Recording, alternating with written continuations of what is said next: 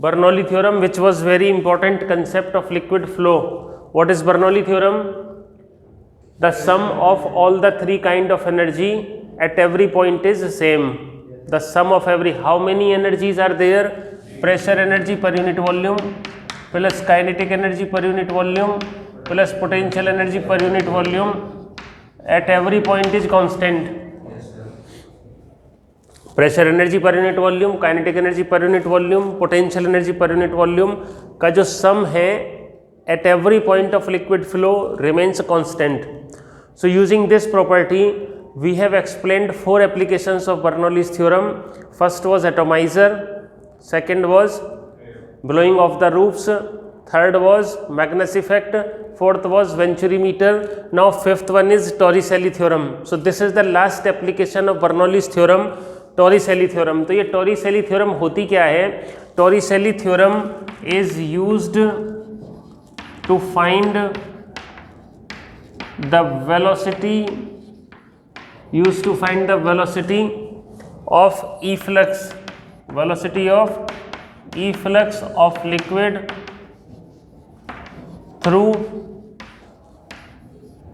ए hole.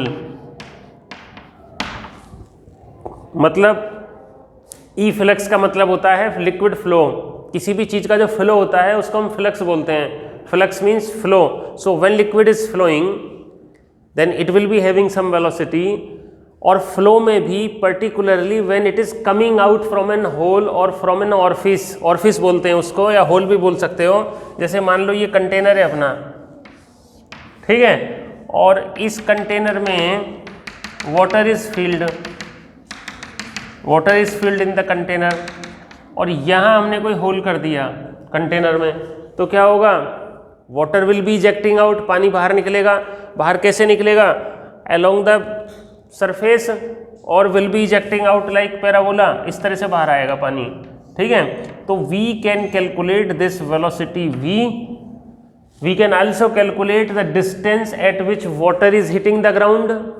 मतलब किसी tank में अगर बीच में आप होल कर देते हैं तो उस होल में से पानी बाहर निकलेगा इन प्रोजेक्टाइल फॉर्म में, प्रोजेक्टाइल मोशन में. इसकी यहाँ पर हॉरिजॉन्टल वेलोसिटी होगी, और हॉरिजॉन्टल वेलोसिटी होगी तो ग्रेविटी की वजह से ये पैराबोलिक पाथ बनाएगा. तो ये वेलोसिटी कितनी होगी? This can be calculated using the concept of Bernoulli theorem. Using Bernoulli theorem, we can calculate the velocity of efflux of liquid coming out of an orifice. This is called orifice. Hole के साथ साथ इसको क्या बोलते हैं? ORFFIC, orifice. Fine. कैसे? Suppose ये जो डेप्थ है सरफेस से h डेप्थ पे हमने होल किया है, और h is the total height of liquid. ठीक है, मतलब करना क्या है? एक कंटेनर में h हाइट तक पानी भरा हुआ है, और सरफेस से स्मॉल h डेप्थ पर कंटेनर में एक होल कर दिया. जैसे कई बार क्या होता है, वाटर टैंक ऊपर रखा हुआ है हाइट में, आप देखोगे इसमें पानी निकल रहा है. ओवरफ्लो एक अलग चीज़ है, बीच में से निकलने लगता है. जाके देखोगे तो क्या होगा? उसमें बंदर बैठा हुआ होगा, वो होल कर देगा उसमें. जो प्लास्टिक की टंकियाँ होती हैं, पानी कमिंग आउट. ठीक है, so you can enjoy your Torricelli theorem in water tank. तो यहाँ से वेलोसिटी कितनी होएगी ये हमें देखना है, और कैस किसकी हेल्प से? बर्नौली थ्योरम की हेल्प से. देखो मैं 2 पॉइंट लेता हूँ, एक तो ये A और एक ये B. A is the point at the surface and B is the point where hole is made. So A और B पे बर्नौली थ्योरम हम लिखते हैं. ठीक है, using Bernoulli theorem at A and B. So what is Bernoulli theorem? 3 तरह की energy का जो सम है वो बराबर लिखना है मेरे को. प्रेशर एनर्जी प्रेशर के इक्वल है, तो A पर प्रेशर कितना है? A is open to atmosphere, तो A पे प्रेशर हो गया PA. ठीक है, so I can write my total energy at A as PA plus, अब A तो सरफेस है, सरफेस पे तो पानी चल नहीं रहा, सरफेस तो रेस्ट में है, तो वहाँ पर काइनेटिक एनर्जी नहीं होगा, 0 प्लस. अब A को अगर B के कंपैरिजन में मैं देखूं तो A की हाइट स्मॉल h ग्रेटर है B से, तो A के पास mgh पोटेंशियल एनर्जी एक्स्ट्रा होगी. मतलब बी को अगर मैं ग्राउंड लेवल मानता हूं तो उससे ऊपर जैसे जैसे जाओगे पोटेंशियल एनर्जी बिल्डअप होता जाएगा। तो एच हाइट पर कितना पोटेंशियल एनर्जी होगा, rho g h is equal to, ये समझ में आया, total energy at A is equal to total energy at B. अब बी पर pressure energy, B is also open to atmosphere, तो यहां पर भी प्रेशर कितना होगा, P A plus V velocity से लिक्विड बाहर निकल रहा है, तो काइनेटिक एनर्जी कितनी होगी, हाफ रो वी स्क्वायर। जैसे जैसे आप ए से बी तक आएंगे तो ये सारा पानी खत्म हो जाएगा और एच हाइट खत्म होकर जीरो रह जाएगी, तो पोटेंशियल एनर्जी यहां पर होगी zero. If you understand this equation then the derivation is over, कहानी खत्म। ये लाइन अगर आपको समझ में आ गई तो बी तो लोअर मोस्ट पॉइंट है जहां पे पानी निकल रहा है, तो जब बी और ए के बीच में हाइट एच है, तो जब आप ए से बी तक आएंगे तो एच तो खत्म हो गया ना, ए से बी तक आएंगे तो एच हाइट पूरी एलिमिनेट हो गई, तो एच वहां पे जीरो है और ए पे एच की वैल्यू मैक्सिमम है कैपिटल एच के बराबर, और उनके बीच में कहीं कुछ वैल्यू है जीरो और एच के बीच में, तो बी पे एच जीरो होने की वजह से पोटेंशियल, मतलब एक्चुअल में क्या होता है कि जो पोटेंशियल एनर्जी है ना वो डिपेंड करती है कि आपने जो रेफरेंस पॉइंट लिया है वो क्या लिया है। जैसे अगर मान लो आप हाइट पर बैठे हुए हो, यहाँ पर भी आप पोटेंशियल एनर्जी जीरो कंसीडर कर सकते हो, तो जो ऊपर वाले पॉइंट्स की पोटेंशियल एनर्जी है वो प्लस होएंगी और जो नीचे वाले पॉइंट की पोटेंशियल एनर्जी है वो माइनस होएगी। आप ग्राउंड पे पोटेंशियल एनर्जी जीरो कंसीडर कर सकते हो, उस केस में क्या होगा, आपकी पोटेंशियल एनर्जी पॉजिटिव होएगी और ऊपर वाली पोटेंशियल एनर्जी भी पॉजिटिव होएगी। तो पोटेंशियल एनर्जी में जो कंसेप्ट होता है वो इस पर डिपेंड करता है कि आपने रेफरेंस कहाँ लिया है। तो मैंने रेफरेंस बी पर लिया है, इसको ना देखें आपके ये यहाँ भी है, इसके ऊपर है बी, नहीं, मैंने बी को ही जीरो मान लिया, बी को ही मैंने रेफरेंस मान लिया, बी को ही मैंने ओरिजिन मान लिया, तो बी के ऊपर ऊपर पोटेंशियल एनर्जी जीरो, बी के नीचे नीचे पोटेंशियल एनर्जी नेगेटिव और बी पर पोटेंशियल एनर्जी जीरो। समझ रहे हैं? तो ये हो गया, पी ए से पी ए खत्म हो गया, so rho g h is equal to half rho v square, rho से रो उड़ गया, so v is equal to under root, ठीक है। Do you remember something, v is equal to under root two g h, कुछ आपको याद दिला रहा है, क्या याद दिला रहा है, v is equal to velocity of parabola, projectile, क्या याद दिला रहा है, v is equal to under root two g H,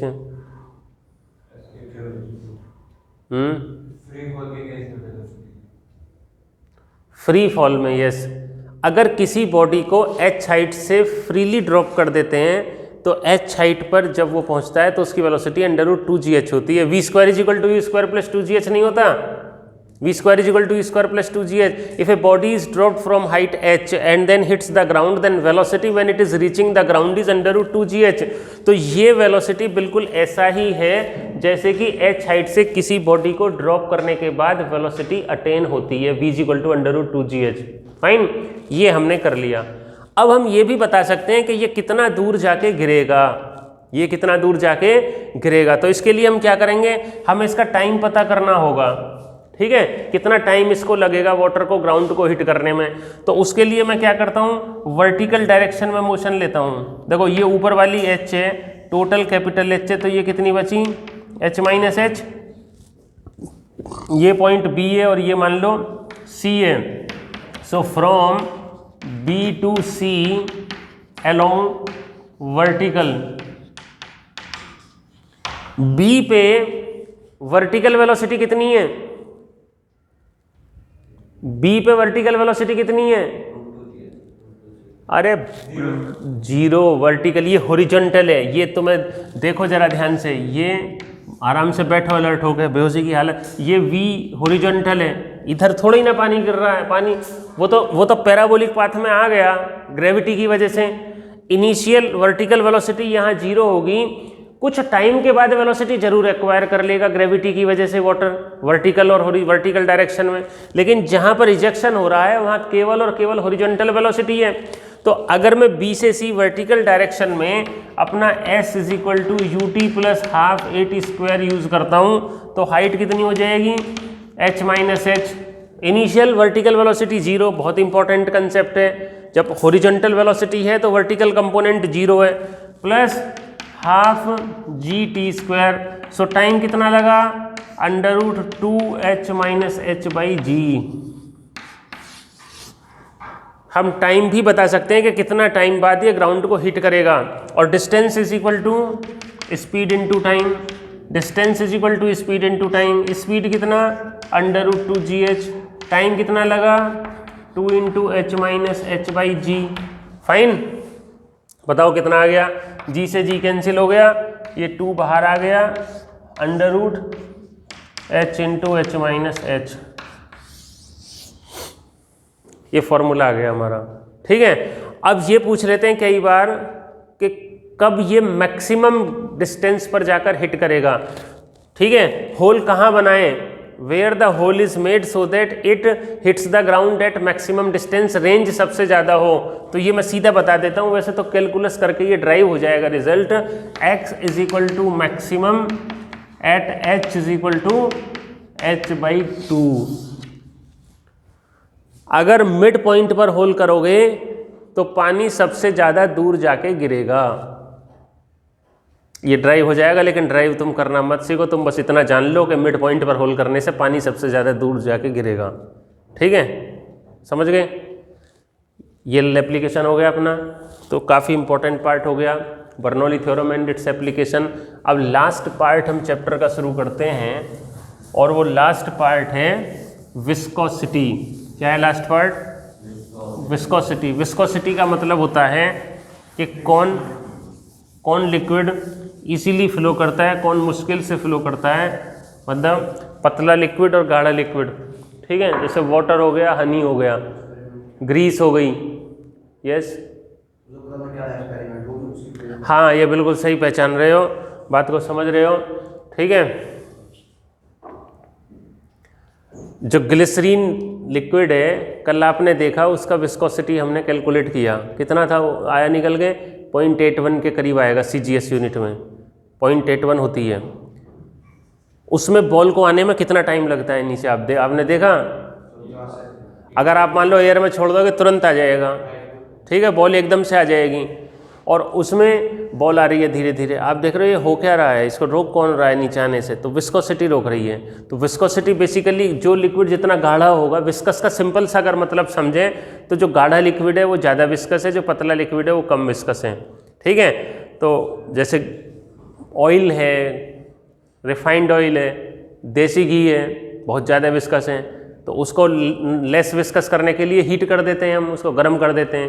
ठीक है, तो अब जो इम्पोर्टेंट प्रॉपर्टी है दैट इज विस्कोसिटी, ये लास्ट पार्ट है। So this is the property of liquid flow. Flow की प्रॉपर्टी है ये, क्योंकि विस्कोसिटी तभी होगी जब लिक्विड फ्लो करेगा। अपोजिट फ्रिक्शन तो तभी ना होगा जब मोशन होगा, मोशन का ही तो अपोज होता है। Property of liquid flow by virtue of which each liquid layer opposes the motion of other liquid layer in its contact. मैंने आपको लेमिनार फ्लो में बताया था कि लिक्विड लेयर की फॉर्म में फ्लो करता है। कैसे फ्लो करता है लेयर की फॉर्म में? ये एक लेयर है, ये दूसरी लेयर है, ये लोअर वन और उससे नीचे वाली। ठीक है, 4 लिक्विड लेयर्स मैंने बना दी हैं। तो सबसे ऊपर वाली लेयर तेज चलेगी कि सबसे नीचे वाली लेयर?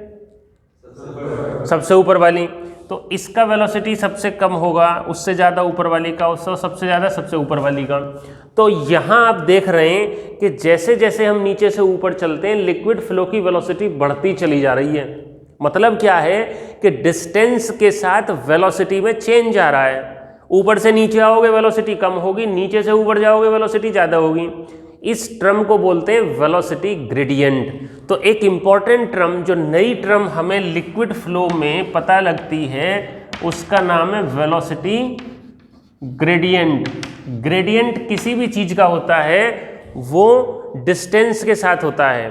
किसी भी फिजिकल क्वांटिटी में डिस्टेंस के साथ अगर कोई चेंज हो रहा है तो वो उस फिजिकल क्वांटिटी की ग्रेडियंट है। मैंने बात की है वेलोसिटी चेंज विद डिस्टेंस, तो वेलोसिटी ग्रेडियंट मतलब delta v upon delta x। Change in velocity per unit distance, जैसे मान लो जो सेकंड अपर मोस्ट वो है लेयर, उसका वेलोसिटी v है और इसका हो गया v प्लस डेल्टा v, और बीच में डिस्टेंस कितना है, ये डेल्टा x है। बात को समझे, मैंने ऊपर की 2 लेयर कंसीडर की हैं, ठीक है। ऊपर से नीचे वाली लेयर की वेलोसिटी v है, उससे ऊपर जाओगे तो वेलोसिटी बढ़ी हुई मिलेगी, क्योंकि ऊपर वाली लेयर तो ज़्यादा वेलोसिटी से चलती है, और बीच में डिस्टेंस डेल्टा x। तो जब हम डेल्टा x डिस्टेंस चल रहे हैं लिक्विड फ्लो में, तो वेलोसिटी में चेंज आ रहा है डेल्टा v। जब हम डेल्टा x डिस्टेंस ऊपर चले तो वेलोसिटी इंक्रीज हुआ डेल्टा v, और जब यूनिट डिस्टेंस चले तो कितना हुआ, delta v by delta x। यही वेलोसिटी ग्रेडियंट है। Change in velocity per unit distance is called velocity gradient. इसका रोल काफ़ी इंपॉर्टेंट होने वाला है जब मैं लिक्विड फ्रिक्शन की बात करूंगा। Liquid friction is called viscosity and friction is a kind of force. सवाल ये है कि कितना लिक्विड फ्रिक्शन का फोर्स लग रहा है 2 लिक्विड लेयर के बीच में, और वो किन किन फैक्टर्स पे डिपेंड कर रहा है। जैसे सॉलिड फ्रिक्शन होता है ना, when one body moves over another or tries to moves over another, तो कितना फ्रिक्शन होता है, F is equal to Newton's law of motion में म्यू आर। भाई स्टैटिक फ्रिक्शन है तो म्यू एस आर, काइनेटिक है तो म्यू के आर, और f s is equal to mu s r होता है एम जी, या एम जी कॉस थीटा भी हो सकता है, नॉर्मल रिएक्शन है, समझ रहे हैं। तो लिक्विड फ्रिक्शन का जो फोर्स है that is called the viscous force or dragging force or resistive force, that is directly proportional to the area of liquid layers in contact and velocity gradient. मतलब when liquid flows then the force of friction or viscous force between 2 liquid layers in contact is directly proportional to the area of layers in contact and velocity gradient। तो यहाँ पर एक constant आएगा, उसका नाम है eta delta v over delta x। ये force का फॉर्मूला हो गया। अब इसका मतलब क्या हुआ, इसका मतलब ये हुआ कि जो लिक्विड फ्लो में जो फ्रिक्शन है वो किस किस पर डिपेंड कर रहा है, एरिया पे, वेलोसिटी ग्रेडियंट पे और ईटा पे। ईटा क्यों लेके आए हम, ईटा इसलिए लेके आए कि एरिया पे और वेलोसिटी ग्रेडियंट पे तो डिपेंड कर रहा है, इस बात पे भी डिपेंड कर रहा है कि लिक्विड कौन सा है। मतलब मान लो वाटर ले रखा है तो कुछ और विस्कस फोर्स होगी, आपने मस्टर्ड ऑयल ले लिया तो कुछ और होगी, हनी ले लिया तो कुछ और होगी, ग्लिसरीन ले लिया तो कुछ और होगी। तो एक ऐसी क्वांटिटी का इंट्रोडक्शन जरूरी है, इन्वॉल्वमेंट वहाँ पे जरूरी है जो नेचर ऑफ लिक्विड के बारे में बताए। तो ये जो ईटा है ये यही बताएगी कि लिक्विड कौन सा है, और इस ईटा को हम बोलते हैं कोफिशिएंट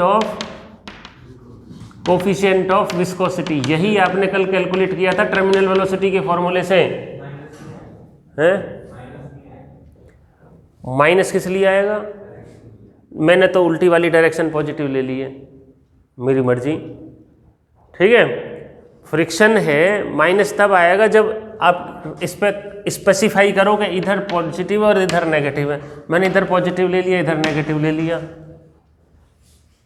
ठीक है। फ्रिक्शन एक अच्छी चीज़ होती है, फ्रिक्शन इज सपोर्टिव, ठीक है। फ्रिक्शन अगर ना हो तो हमारा जीवन अस्त व्यस्त हो जाएगा।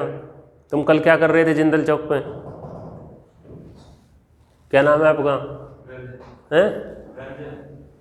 कल तुम जिंदल चौक पे थे 12 बजे, तुम्हारा भाई है कोई, नहीं है कोई भाई, चलो रात को 12 बजे, ठीक। मैं उसको देखा था, मैंने, उसका भाई होगा या फिर, ठीक है। v प्लस डेल्टा v और डेल्टा x इसका डिस्टेंस हो गया, फाइन, समझ गए। तो कोई नहीं, माइनस ले लो, अगर तुम्हें माइनस अच्छा लग रहा है तो माइनस ले सकते हो, ऐसी कोई बात नहीं है, कोई फर्क नहीं पड़ता है इन चीज़ों का, ठीक है। Eta A delta v by delta x वो कोफिशिएंट ऑफ विस्कोसिटी हो गया। तो यहाँ से कई बार पूछ लेते हैं define coefficient of viscosity, exam में पूछ लेते हैं डिफाइन कोफिशिएंट ऑफ विस्कोसिटी।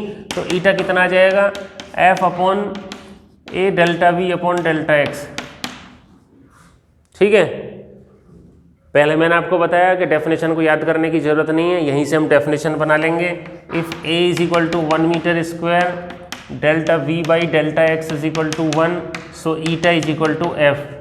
तो सिंपल सा डेफिनेशन है, coefficient of viscosity is defined as the force between two liquid layers in contact of unit area when having velocity gradient of 1 between them. अगर दो liquid layer जिनका area 1 metre square है उनके बीच में unit velocity gradient है, तो जो viscous force लगेगा वही लिक्विड का कोफिशिएंट ऑफ फ्रिक्शन होगा, दैट्स इट। एसआई यूनिट क्या हो जाएगी इसकी, देखो इसकी हो गई न्यूटन मीटर स्क्वायर, ठीक है। न्यूटन मीटर स्क्वायर को क्या बोलते हो आप, पास्कल, ठीक है। और ये मीटर पर सेकंड, और ये मीटर से मीटर कट गया, सेकंड ऊपर चला गया, तो ये यूनिट हो जाएगी पास्कल सेकंड, ठीक है। और पास्कल सेकंड का दूसरा नाम है पॉइज़ली। क्या नाम है, Poiseuille. Poiseuille was a scientist who worked on the liquid flow. Poiseuille के नाम से एक इक्वेशन भी है, पॉइज़ली इक्वेशन। तो जो विस्कोसिटी कोफिशिएंट का एसआई यूनिट है उसको हम पॉइज़ली भी बोलते हैं, और जो सीजीएस यूनिट है वो होता है पॉइज़। पॉइज़ क्या होता है, सीजीएस यूनिट, ठीक है। कौन बड़ा होता है, सीजीएस के एसआई, एसआई बड़ा होता है। सो 1 पॉइज़ली में 10 पॉइज़ होते हैं, 1 पॉइज़ली में 10 पॉइज़ होते हैं। तो कई बार विस्कोसिटी कोफिशिएंट पॉइज़ में दे देते हैं और हमें न्यूमेरिकल में किस में लिखना होता है, पॉइज़ली में। पॉइज़ली और पास्कल सेकंड एक ही बात है, पास्कल सेकंड का दूसरा नाम पॉइज़ली है, ठीक है। तो ये आपको समझ में आ गया होगा। तो जहाँ भी लिक्विड फ्लो होगा वहाँ पर लिक्विड लेयर्स के बीच में फोर्स लगेगी, और फोर्स का formula F is equal to eta A delta v by delta x. Dimensional formula भी यहाँ से इसका निकल जाएगा, ठीक है। अब हम यहाँ पर एक इंपॉर्टेंट बात बताने जा रहे हैं, स्टोक्स लॉ।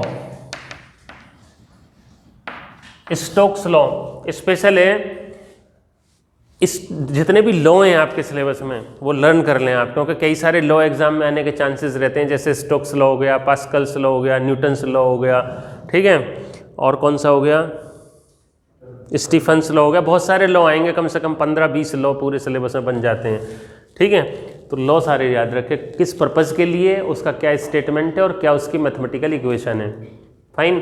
तो बहुत हेल्प करेगा आपको पास होने के लिए लॉ।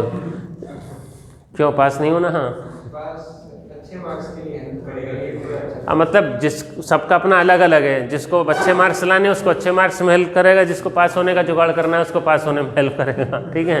सबका अपना अलग अलग थ्योरी होती है, मतलब बेनिफिट करेगा आपको। स्टोक्स लॉ क्या होता है, ये पर्टिकुलर स्फेरिकल बॉडी के लिए, कोई स्फेरिकल बॉल है, जैसे मेटल का स्फेरिकल बॉल है और आपने उसको लिक्विड कॉलम में डाल दिया, ठीक है। तो लिक्विड कॉलम में डाल दिया तो क्या होगा, ऊपर से नीचे फोर्स लगेगा। ऊपर से नीचे कौन सा फोर्स लगेगा, ग्रेविटेशनल फोर्स लगेगा, उसका वेट ही लगेगा उसके ऊपर, जिसकी वजह से वो नीचे आ रही है। लेकिन नीचे से ऊपर भी फोर्स लगेगा। नीचे से ऊपर कौन सा फोर्स लगेगा, हाँ नीचे से ऊपर बताओ, अब थ्रस्ट भी लगेगा, ठीक है। अब थ्रस्ट का ही हमें पता है, अगर कोई बॉडी लिक्विड में इमर्स करेंगे तो उस पर अपवर्ड डायरेक्शन में अब थ्रस्ट लगती है, जिसको बोयेंट फोर्स हम बोलते हैं। लेकिन अब हमने पढ़ लिया, चूंकि वो चल रहा है मोशन में, तो उस पर लिक्विड का विस्कस फोर्स भी लगेगा। सो लिक्विड का कितना विस्कस फोर्स किसी स्फेरिकल बॉल पे लगेगा when it is falling through a liquid column, that is given by Stokes law. So Stokes law होता है force on spherical ball falling through a liquid, falling through a liquid, और उस force की value होती है F is equal to 6 pi eta r v. Derivation dimensional analysis से हो जाएगी। ईटा कोफिशिएंट ऑफ विस्कोसिटी हो गया लिक्विड का, R is the radius of ball and V is the velocity.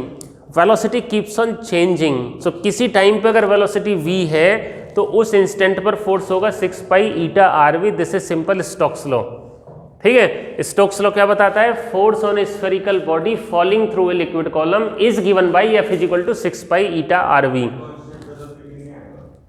नहीं, कांस्टेंट नहीं आएगा, वेलोसिटी चेंज होती रहती है, लेकिन कुछ टाइम के बाद वेलोसिटी कांस्टेंट हो जाती है। That velocity is called terminal velocity. उस टाइम फोर्स भी चेंज हो जाएगा, मतलब विस्कस फोर्स तो जैसे ही आप इसको डालेंगे लगना शुरू हो जाएगा। अब वेलोसिटी चेंज हो रही है तो विस्कस फोर्स भी चेंज हो रहा है, लेकिन एक टाइम पे वेलोसिटी कांस्टेंट हो जाती है, और जब वेलोसिटी कांस्टेंट हो जाती है तो फोर्स कितना हो जाता है? वेलोसिटी कांस्टेंट होगी तो एक्सेलरेशन कितना होगा? 0। फोर्स कितना होगा? 0। तो वेलोसिटी कांस्टेंट में तो टोटल फोर्स 0। तो ऐसे भी कई सारे क्वेश्चन आपके सिलेबस में आएंगे जिनके आंसर 0 हैं। तो 0 answer is very important in physics.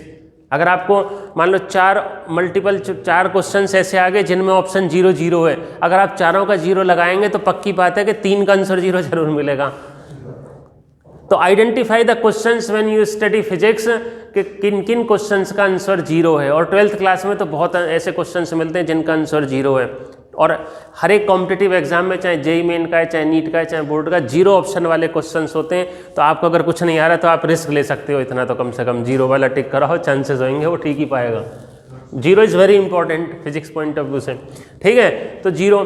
तो अब करना क्या है? अब उस टर्मिनल वेलोसिटी का फॉर्मूला निकालना है। तो अब ये मैं इंपॉर्टेंट बात आपको बता दे रहा हूँ कि टर्मिनल वेलोसिटी क्या है और टर्मिनल वेलोसिटी के फॉर्मूले की डेरिवेशन कैसे होती है। जो कल सर यूज़ कर रहे थे ना टर्मिनल वेलोसिटी का फॉर्मूला, कुछ डरावना सा फॉर्मूला था, 2/9r² रो माइनस, कन्फ्यूज़न थी।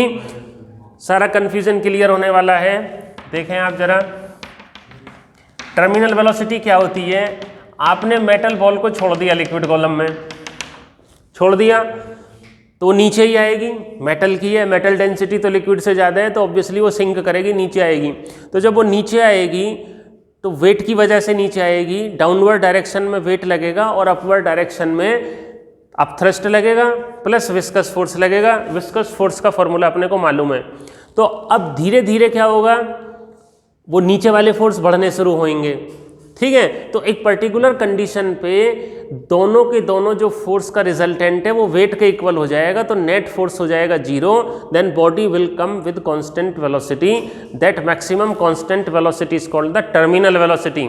उसी के लिए हमें फॉर्मूला निकालना है। तो in when the ball is dropped then initial velocity 0 and when it starts moving velocity increases, but in opposite direction there are upthrust and viscous force, so velocity decreases और एक पर्टिकुलर पे constant हो जाती है। तो मान लो यहाँ पे ऐसा हो रहा है, यहाँ पे ऐसा हो रहा है, तो नीचे तो कौन सा फोर्स लग रहा है? mg, और ऊपर कौन सा लग रहा है? fb है, और दूसरा कौन सा है? fv है, ठीक है।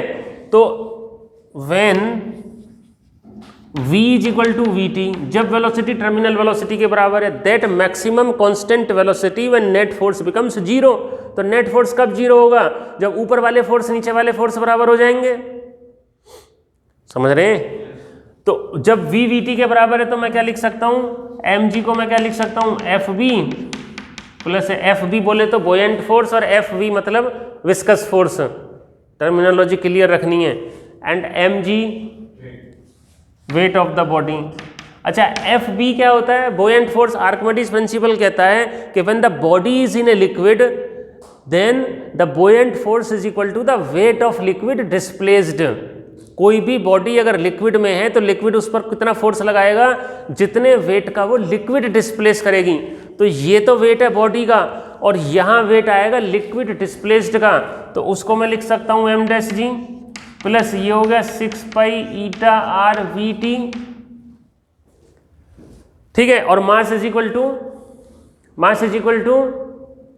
Volume into density. Simple formula, mass is equal to volume into density. So volume is equal to sphere का volume 4/3 pi r cube. Ball का डेंसिटी मान लो रो है, ठीक है। रो इज द, इसका डेंसिटी है रो और लिक्विड का डेंसिटी है सिग्मा। सो यहाँ पर आ गया g इज इक्वल टू, ये भी mass is equal to volume into density, लेकिन ये ध्यान रखना है यहाँ mass is equal to volume into density में वॉल्यूम आएगा लिक्विड डिस्प्लेस्ड का और डेंसिटी भी आएगी लिक्विड की, और वॉल्यूम इक्वल रहता है। वेट अलग अलग होगा लेकिन वॉल्यूम इक्वल रहेगा, क्योंकि ये भी आर्किमिडीज प्रिंसिपल है कि कोई बॉडी लिक्विड में इमर्स करेंगे तो जितना वॉल्यूम वो डिस्प्लेस करेगी, ठीक है, वो बॉडी के वॉल्यूम के ही बराबर होगा। वॉल्यूम दोनों का सेम होता है, जितना बॉडी का खुद का वॉल्यूम है उतना ही ना वॉल्यूम वो डिस्प्लेस करेगी।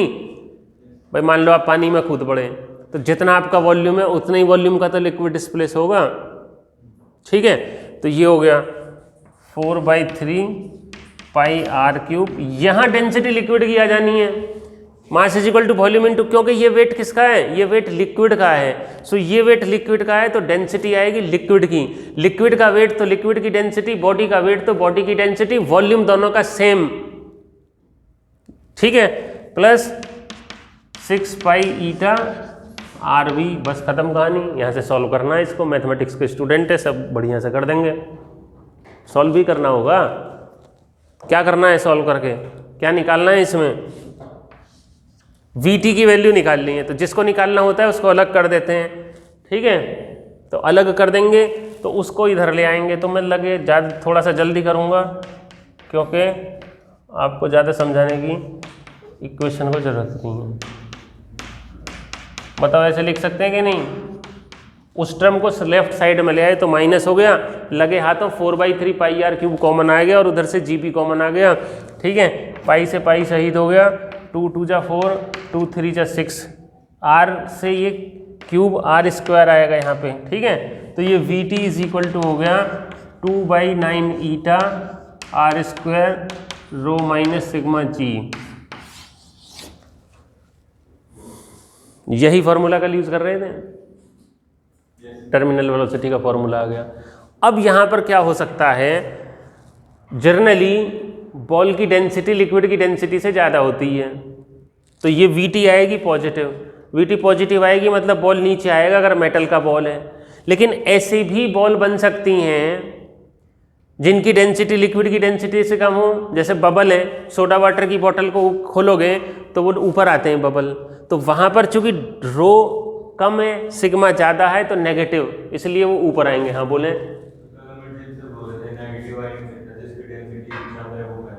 हाँ वो तो पहले लिखा जाएगा, वो तो फिर वो कन्वेंशन हो गया ना।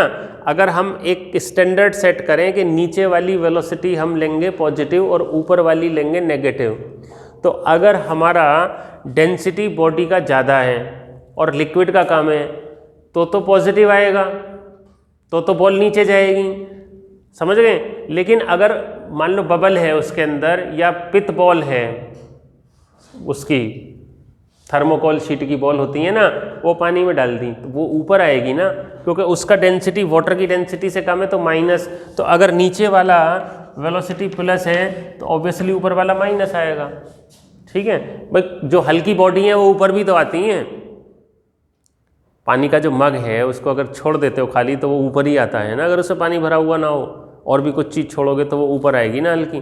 तो टर्मिनल वेलोसिटी ऊपर भी हो सकती है नीचे भी हो सकती है।